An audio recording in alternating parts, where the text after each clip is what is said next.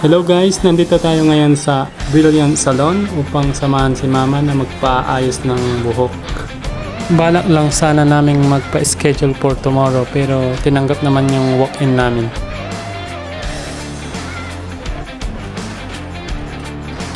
Ayan, ready na siya para sa makeover.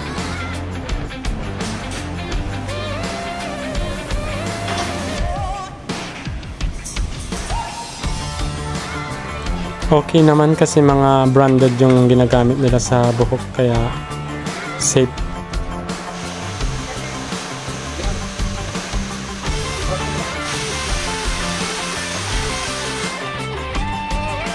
Tinanong ko sila kung ilang oras aabutin, sabi nila ay mga 5 to 6 hours. Kasi ribbon at saka kulay ng buhok yung gagawin kaya matagal daw. Kasama rin pala pati haircut.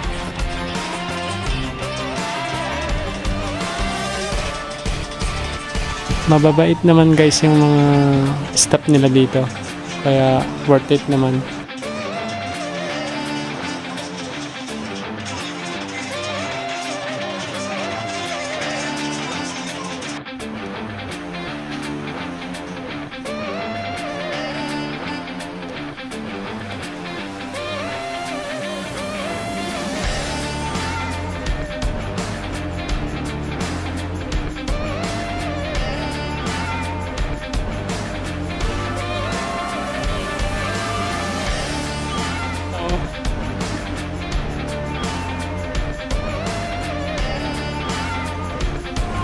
Finally, natapos din.